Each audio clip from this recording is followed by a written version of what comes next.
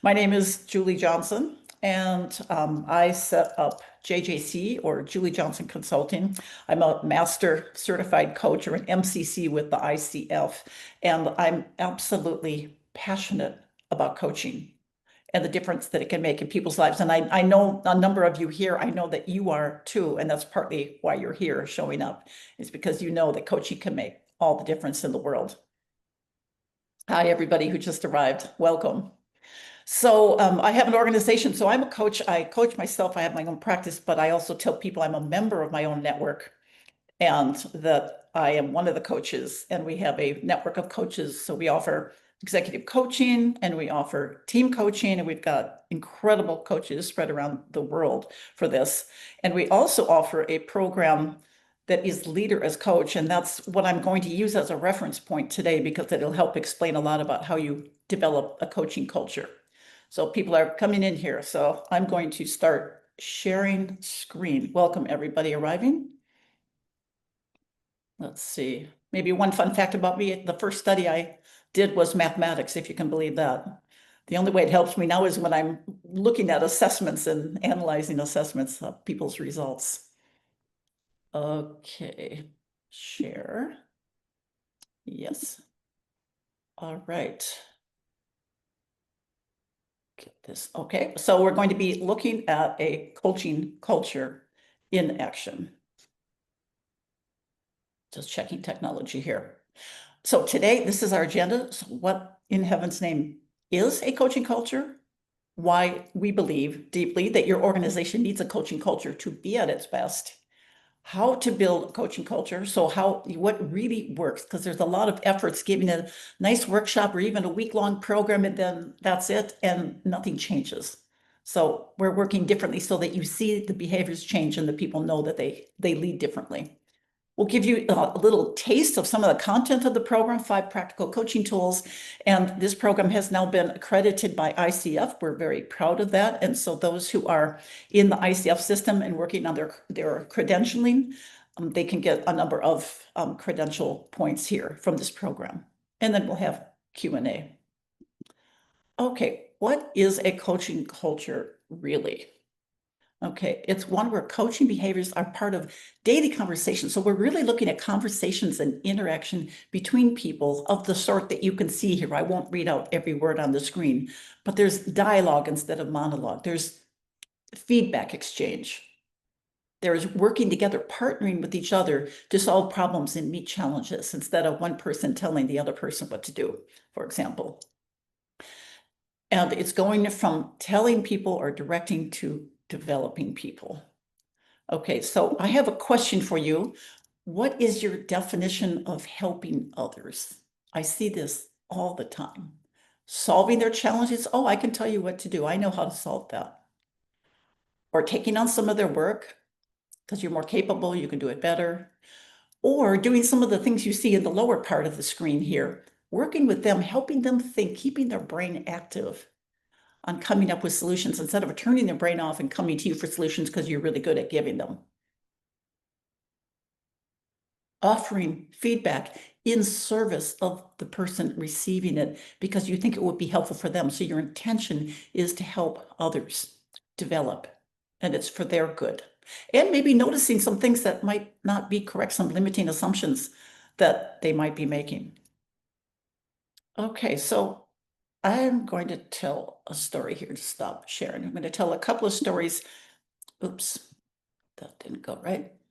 There we go. A couple of stories just to give an idea, a feeling for what the coaching culture can look like in the workplace. So this is actually a private story, but it gives you a good idea of the kinds of conversations that you can have. My daughter knows I'm telling this story. She's in the story here. She's now 27. But when she was about 16, she was a competitive gymnast. And she's a go-getter. She wanted to win. She wanted to stand up on the podium and win first place. Well, so going to practice was really important. So anyways, I'm down here in the kitchen. She's upstairs in her bedroom. She's 16. She yells, "Mom," kind of in a puberty voice, and say, "Yes, I can't go to gymnastics practice tonight." And so I'm walking up the stairs to her bedroom and I ask her, "Well, why not?" She said, "I have too much homework this week." And so I could have said, you have to abide by your commitment to the gymnastics and you've got to get your homework done. And I didn't do that. I said, well, tell me more. Tell me how much homework you have. What are all the assignments that you've got? So she told me. And I said, okay, what do you need to do to get them all done? So she told me. And said, how long will each of those things take? And she told me. And a few more questions like that to help her clarify the situation she was facing. And then I said, you decide, honey. You know best. And there was this big pause and then a big sigh. And then she said, all right, I'll go to gymnastics tonight. So she went to gymnastics and she made the week work really well. So I didn't tell her what I thought she needed to do, but I helped her figure it out on her own. And she made her own decisions. She's really good at making her own decisions. And it was successful. So here's another story to give you an idea of the kinds of conversations that could take place in the workplace. So I'm coaching a guy years ago who was kind of a big harbor, tough guy. And he said, I want you to be tough with me. I want you to challenge me. So I thought, okay. So I'm wondering how and when I might get the opportunity to challenge him. So we were talking about a behavior that he had with a direct report of his. And so he would do this behavior with her and it wasn't working very well. And so I said to him, so how do you think she might feel? So I didn't say, you know what, that must make her feel really bad when you do that. If I were her, I would feel this way. I did not do that. I said, how do you think she might feel when you do that? And so he gave me an answer that had nothing to do with feelings. So I thought, this is interesting. Okie dokie. So I went back to, okay, but how do you think she might feel? Trying to use a different intonation. And so he gave me another answer that had nothing to do with feelings. I thought this is getting even more interesting. So I asked the question a third time, how do you think she might feel? Another answer? No, can you believe this? 4 times with the same basic question. And he didn't talk about feelings. I don't think he was the kind of person who wanted to talk about feelings very much. And you see that a lot. Okay, then I thought, okay, challenge time here. So I looked him in the eyes and I said, and we were physically in the same space. For the 4th time, how do you think she might feel? And then there's this long pause. He switches his thinking entirely and he proceeds to come up with 7, 8 really good possibilities for how she might feel when he did that with her. So it's really challenging and helping people to look at things in new and different ways. Okay, I'm going to go back to the PowerPoint. Bear with me a moment here.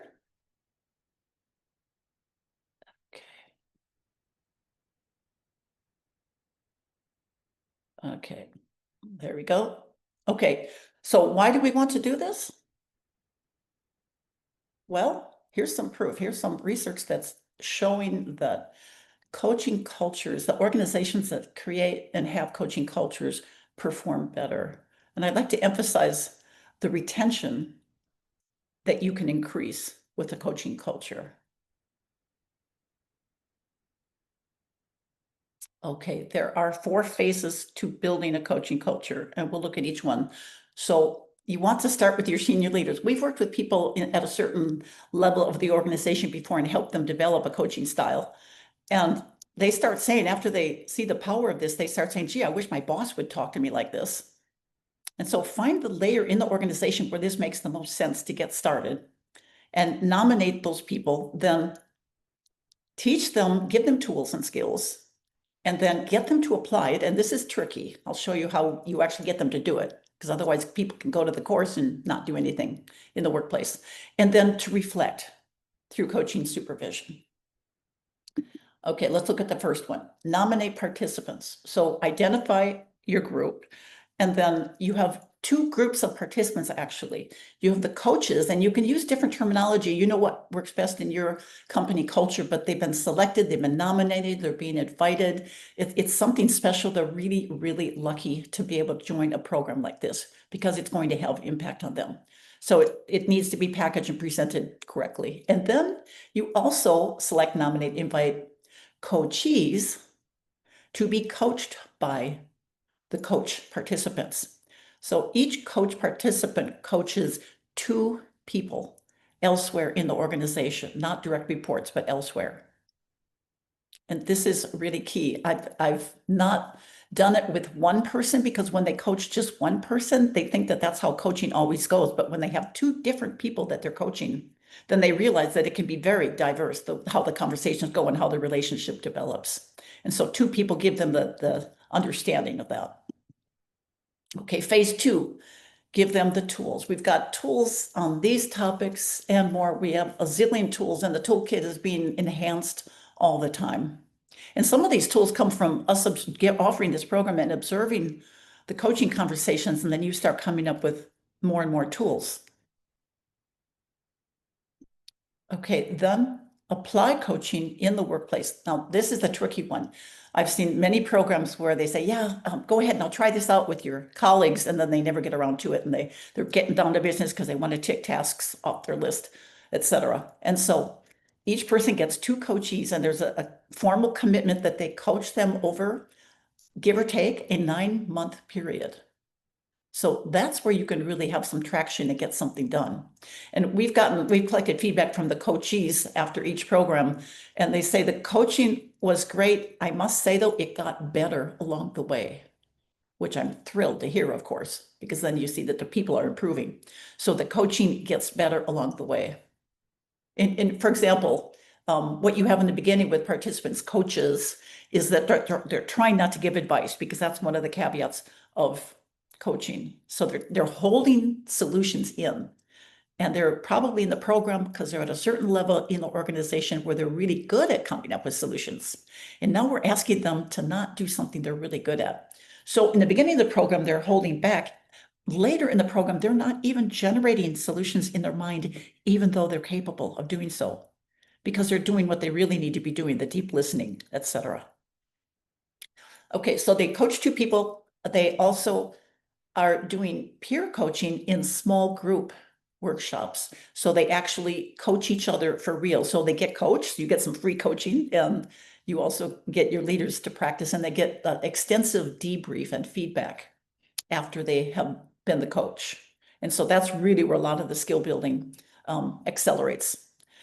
And then the third thing here, third bullet, is that they also focus on, little by little, getting themselves to coach in the workplace. And so we have one-on-one work with them, and we can talk to them about situations in which they might try out a coaching style in the workplace. So because it's popping up so much, coaching in different ways, and I'll show you more about what's popping up later, it's really hard for them to get the concept of coaching off their radar. And so it's really in the back of their mind. Okay, so phase 4, reflection. So we have several settings for reflection here. So we have the small group work where they coach each other and they also reflect on their own development. And then they have one-on-one sessions regularly with their own coach supervisor to reflect further. And we encourage and we give them a tool for asking for feedback from their coachees at the end of at least some of their sessions.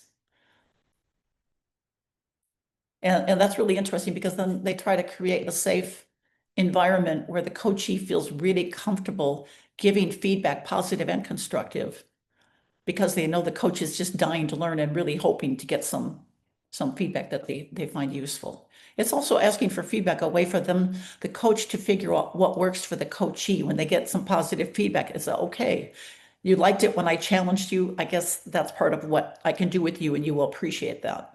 So they get feedback on how to work with that particular person. Okay, now I'm gonna stop sharing just for a moment. Are there any questions or thoughts at this point before I give you a little bit of a taste of the content of the program? You could just unmute and wave your hand and say something if you want. Hi, Julie. I have a question. At Axo Nobel, we did a program, a coaching program, but it was meant more for managers to learn how to coach their team members.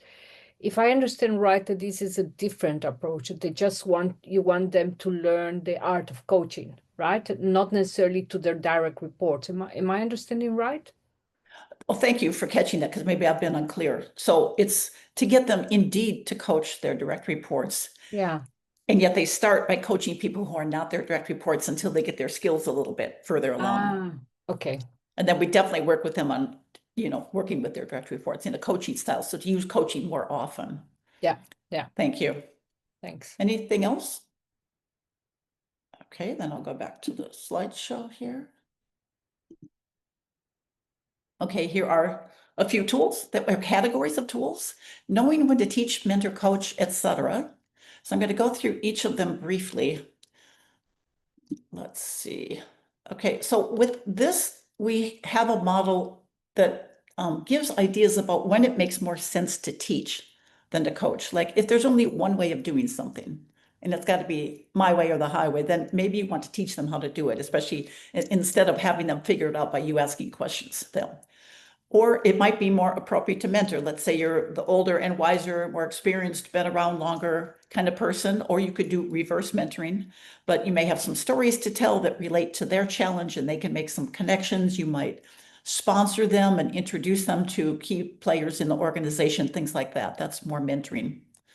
And then there's coaching where there could be many ways to meet a challenge. And you'd like to coach them through getting those ways out on the table and to making an informed choice as to what to do to meet a challenge. Or it might need to be a solution that works for them. So it's a personalized, so like if they want to learn to be a better presenter, one person might want to take a course, another person might want a private tutor, etc. Okay, so here's some feedback that we've received. I'll read this out so that you can kind of hear it and read it.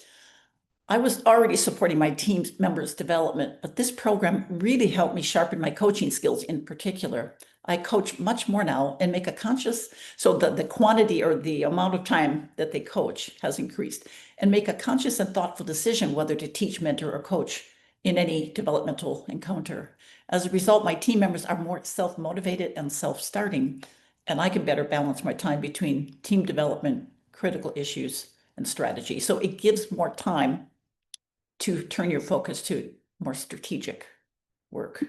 Let's look at powerful questioning. I'm going to show you one of the many tools that we use. Some of you may have seen this before, and I think we have one or two participants in the program in this meeting here. So if you look at the words on the left, they're all words that end up being yes/no questions. So they're closed questions. Okay, if you look at the words on the right, these are open questions where the world is theirs. They can pull from everywhere to come up with their answer. And here's one of the classic, and I know you'll all recognize this. Somebody comes to you or somebody goes to somebody else with a problem. I've got this issue. Can you help me out? Okay, then the person listening says, have you tried A? Have you tried B? Have you tried C? So the person answering is working hard, coming up with solutions and checking whether or not they've tried these things. So they say, have you tried A? And the person says, yeah, we tried that and it didn't work. All right, have you tried B? Oh, no, we could never do that because of blah, blah, blah. So have you tried C? And then it's, no. And then maybe they're feeling kind of stupid that you can just whip out a good idea and they haven't been able to do that. So it makes for a very dysfunctional conversation. So instead of saying, have you tried, when the person comes to you, you can say, what have you already tried? And what else, and what else, and what else? So you get them to get the cards on the table face up. And then you take it from there. Okay. Here's a quote on this topic here. I learned how to ask the right questions at the right time and even when to remain silent. And silence is a biggie in the program. How to maintain silence so the real work can be done. This has unlocked meaningful and fruitful conversations with my staff regarding their personal development. The strong emphasis on practice, observation, and feedback gave me the confidence to coach people at every level of the organization. You know, those people who, when you go to them with a challenge, you just bring your thinking so much further. It's like, oh, this was really helpful. Thank you for your time, kind of conversation.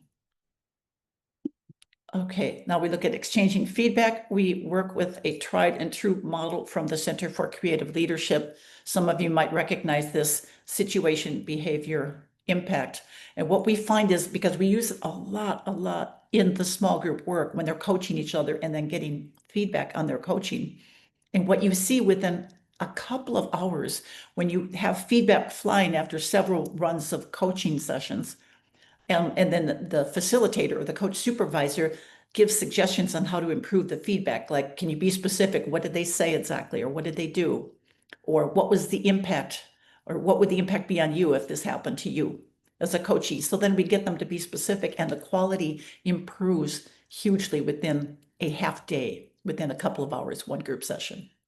So that's one of the tasks that we coach supervisors have. In addition, I also believe that I am now much more skilled at mediating and de-escalating issues and at delivering difficult messages and feedback in a way that's non-judgmental, well-intended, and well-received. Okay, so we go to listening deeply. Yes, I had a story about that. I think, yep, I'm going to stop share for a moment here. Okay, there are 3 levels of deep listening, 1, 2, and 3. This is a model coming from coactive coaching.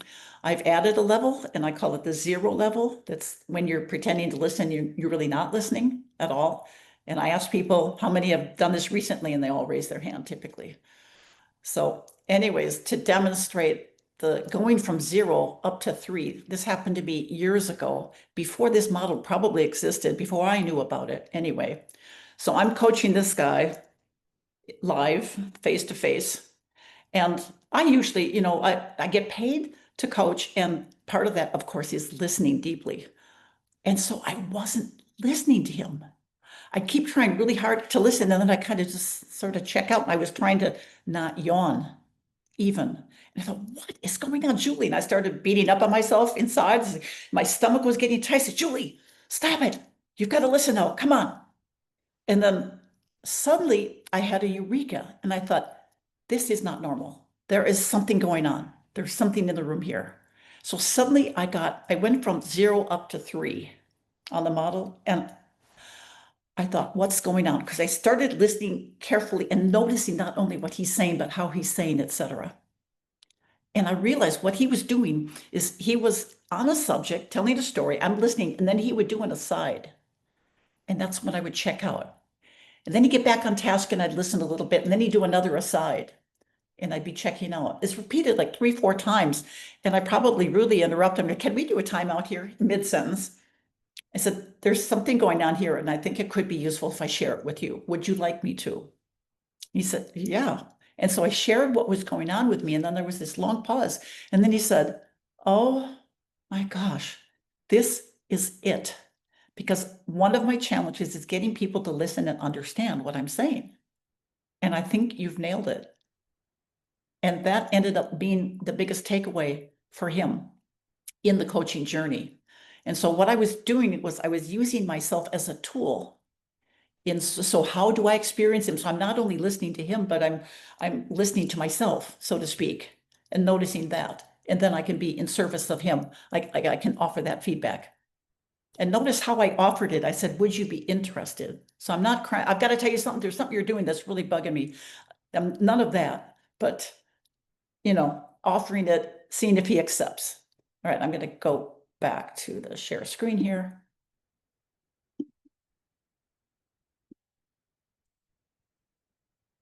There we go. Okay, so we don't need this slide anymore. So we go into much more detail with the deep listening here. Okay, then there's contracting. And I think I've given you an example of contracting already. When I offered to him, there's something I'm noticing, I think it would be helpful. So I'm cutting deals with him. I'm giving him options, or I'm asking him what he wants to do next, instead of me being the boss of the agenda. So this is contracting. We get into this big time. And I had a participant a few programs ago who said, near the end of the program, she said, Julie, I'm contracting in just about every conversation I'm having now. And I find that when I don't, it doesn't go as well. I was thrilled to hear that. And I'm contracting all the time now. It can really become a part of your hard drive. Okay. We're not going to show this. However, this is I think about a 2-minute video on contracting. And Lisa, she's going to copy paste a link into chat. So if you want to watch this short video on LinkedIn, that you go ahead. Have you been able to find that, Lisa? Yes, it's already posted or on the Oh, great. Okay, and then make sure that. Other comments you might want to read. Oh, are there? Okay, Yeah. let's see. Yes, and I'll make sure that we post it after the last person arrives so that, because anybody who came after the posting wouldn't see it. Okay, let me see if I can find chat here. Yeah, from Christina. She has some Yeah, I'm eureka. gonna stop sharing. Thank you for, Also okay. Fendi a while ago. Yeah. Creating a safe space, absolutely, absolutely. Christina, Julie, this is Eureka indeed. Can you elaborate more on the difficulty of listening and other people experiencing the same challenge? Do you have anything in specific? Do you want to say more around that question? Christina, help me. I could talk for days, but I want to make sure I go in the direction that would be useful.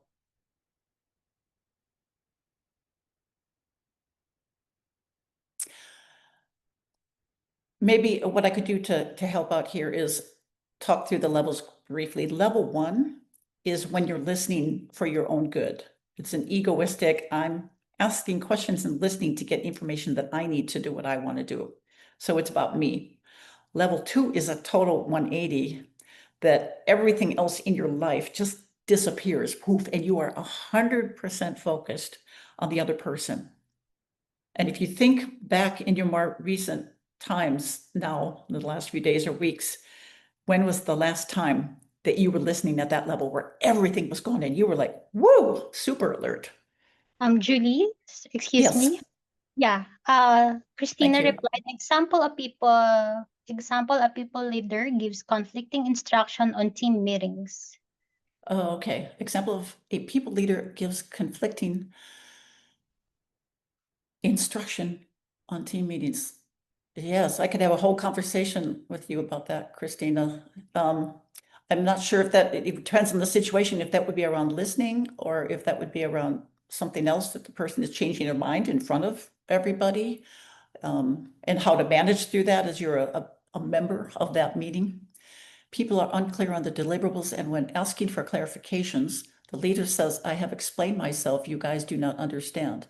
Then they haven't maybe been clear. If people have been listening, then maybe it's more about the clarity of their communication.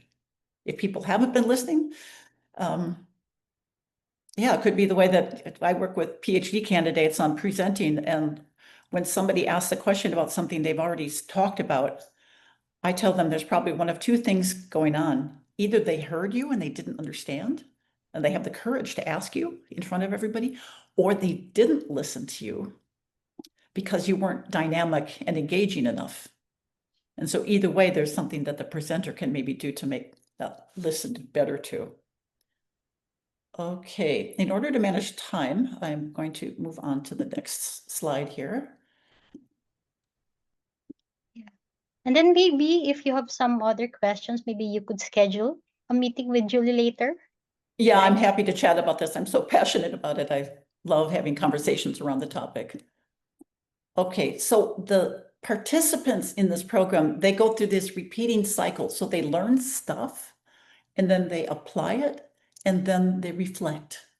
Then they go back and they're learning more, apply and reflect. So here's what the program, I'm going to unveil this here. I won't go into all the detail here, but here's what the program looks like. You've got pre-work, there's things to set it up. You got to find the coaches, you got to find the coachees. We have a 360-degree questionnaire that we use to look at your coaching skills at the beginning and at the end and later. And then we have a webinar separately with the coachees to help them understand what they're getting into and answer their questions.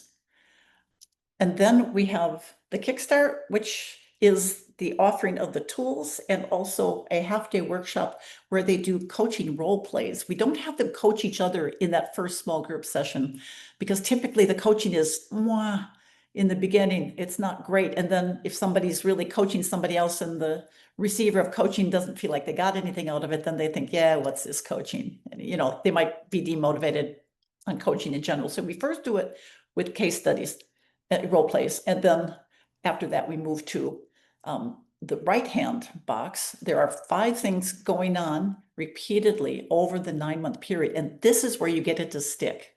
If you don't do this, it's not going to change anything. I wouldn't do the program. It's throwing money away. So the participant coaches 2 people. There are small group sessions, as I described. There is a one-on-one coaching, there are one-on-one coaching supervision sessions, and you can have as many small group and one-on-one sessions as you want. There are monthly 30-minute workshops, and there are weekly short reads. So you really appeal to different learning styles within this. I had a situation some years ago where I was talking to somebody about this program, and I made an offer.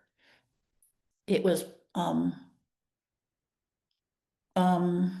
no, what was it? It was, I'll be honest, this is some years ago. It was 36,000 euros. And she went and showed it to the CEO. She came back and said, can you cut it in half? We spent too much money on getting ourselves coached.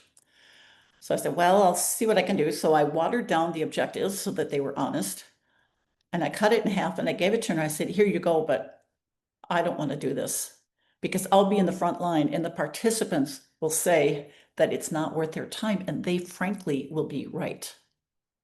And so I said, if you want, come back next year when you have a new budget and let's see what we can do.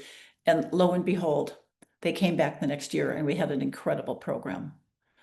So yeah, I've got certain standards in terms of what makes a good program and what doesn't.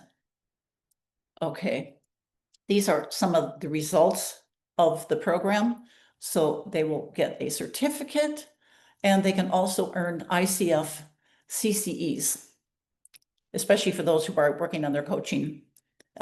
If you're connected with ICF and you're working on your credentialing, or you are credentialed to maintain your credential, then this is very useful. But at least it's a stamp of, a certain quality standard as well. Okay, here's some client feedback that we get over and over again. I recommend JGC and its coaching programs for all leaders who really want to achieve their full leadership potential, and for your organization as a whole, in order to be truly competitive in the marketplace.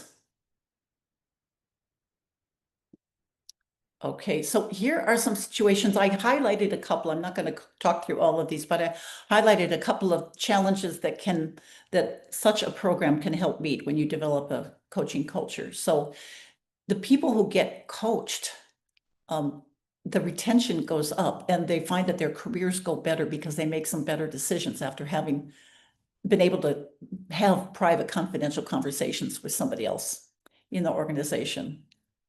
And then clearly building a coaching culture, what is ideal for us, what is the dream assignment, is when we can offer this program enough. We're in the middle of one of these now where we get our hands on, so to speak, more and more of the organization. And so the coaching culture emerges if you can get your hands on a critical mass of people. And then here's a couple more. Engagement and retention. Some years ago, I had a CFO, a female CFO, and she was in my small group. And also I offered her one-on-ones. And she said during the one-on-ones, she said once, Julie, I was really thinking seriously about leaving this company. And you know what? I'm going to stay. I am so grateful for this program. It has made such a difference. So there's a really high level example of retention here. And then you can imagine if you're getting people to create and come up with solutions, that you're going to increase innovation and creativity. Okay, I'm not going to debrief this. I can be happy to give you more information later, but we have two types of programs. We do in-house programs and we have an open enrollment program that we run, I believe, 5 times now. So the open enrollment could be a good opportunity if you want to test the program, but you don't want to have a large program without testing it first. You could have somebody attend an open enrollment version and give you feedback on how it is. Okay, I would love to have a chat. I'm going to stop sharing here. These are my contact details. But I would love to just open the floor to more thoughts and questions that you might have. Yeah, we have some in the chat box from Leslie. Okay. Okay, what is your recommendation when an organization wants leaders to lead as a coach, but the leader is not interested or does not prefer this way of leading? Yes, we have run into that. We have had people join the program and they're like, yeah, right. I got to do this because my boss is crazy about coaching, but this, I'll just like do minimal and not really get into it. And then when they see that their colleagues who they trust and respect are like, man, this is so important. We've really got to do this more. This is a much better way, and they're emphatic about the program and the concepts. Then they start thinking, what am I missing here? And then they start reconsidering. I've seen this happen over and over again. And I think one of the biggest things that help them get converted, so to speak, is it happens in the small group work when they're coaching each other. And when that person who's skeptical coaches someone else, and then they get a whole bunch of feedback on the impact that their coaching did or did not have and their way of conversing. Their eyes are open. It's like, finally, somebody's being honest with me and giving me real feedback instead of just trying to be nice to me, to be careful. So those are a couple of the conversion points that we notice. Let's see. Any other questions here? I'm not seeing any in the chat. It's the first time I've ended early. Wow. Well, I invite you to reach out. We will send you the recording, which will now be shorter. Feel free to pass it around to other people as well. And I'd love to have a conversation about this further if you're interested. We love this work, as you can imagine. It's really some of my life's work. Julie, Thank you. one comment from my side. Isn't the program that you have also the possibility to develop trainers internally within the company? We have not done that yet. That is possible. However, when the people that I bring in to join me and we work one-on-one with the small groups, these are like very experienced coach supervisors. It's a different kind of work than being a coach. It's very tricky when you've got senior leaders in the same group and they're giving each other feedback. To manage that and to create a safe environment is a very tricky thing, and lots of things can go haywire. So you need people who are really good at this. I'd be happy to try to train some people and be there as they try to deliver and offer them feedback on that. That would be very interesting. Yeah, the reason why I'm asking this is because I have worked for 2 major, really large corporates, and I do see that the tendency is more and more to have those in-house trainers developed so that they can spread out across the whole company instead of, having this being run by someone from an outside. But the external company trains deeply the facilitator, right? I mean, that's what I have been doing myself in these 2 companies, being the one being trained and then developing this network of trainers. And that actually sounds very appealing for companies. It does, because it's financially. Think about financially indeed and investment. And they say, well, that doesn't matter if we pay a little bit more in training, 10, 20 people, but then they will make sure that hundreds will be trained to say something. Yeah. If I did something like that, I would want to be personally involved in the selection process. Yeah, exactly. To see who would you choose. But it's something to think about it in terms of the model. Yeah. Yeah. Thank you very much. Thank you, Anybody? Julie. Yeah, you're welcome. And let's see. Oh, Sabine, thank you. I participated in 2025. It was really helpful, even more when in a transition phase. Thank you, Sabine. Wonderful. Anna, if an organization CEO wants to find talent internally and find innovation from people all over the organization, I'm not sure. Okay, would this fit? Yes, if an organization wants to find talent. Yes, what I notice is that when we train people actually in this program, that there are certain participants that do stand out as exceptional, and it has nothing to do with the level that they're at in the organizations. It's no correlation at all. It's very, very interesting. And some of our client companies, we're working with one now that would like to now take the trained and approved internal coaches and form an official internal coaching network, and then get internal coaching taking place, set up in a formal way instead of just the one-off conversation. So that's very interesting. And then we will be offering those coaches who are actively coaching internally some coaching supervision, so the opportunity for one-on-one and some small group work and continual learning to help them keep their skills active and up to snuff. So that's a very interesting byproduct too.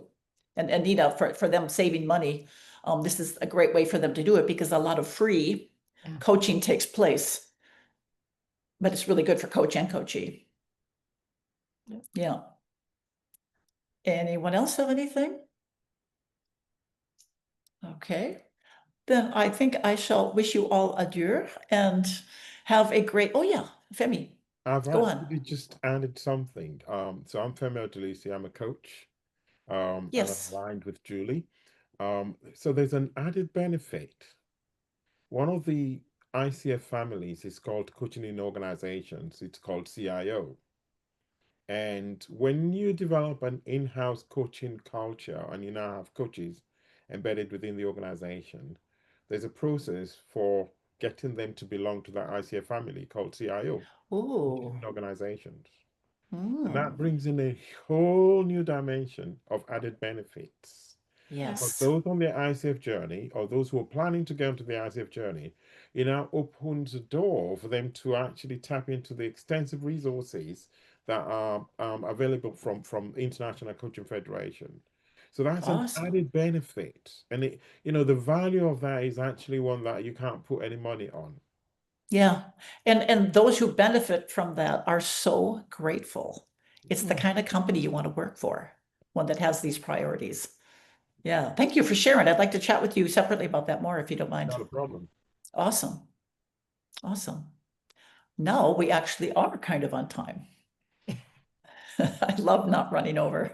Okay, thank you very much, everybody. I wish you a good rest of the day or whatever part of the day you're in the rest of your waking hours, and hope to see you soon.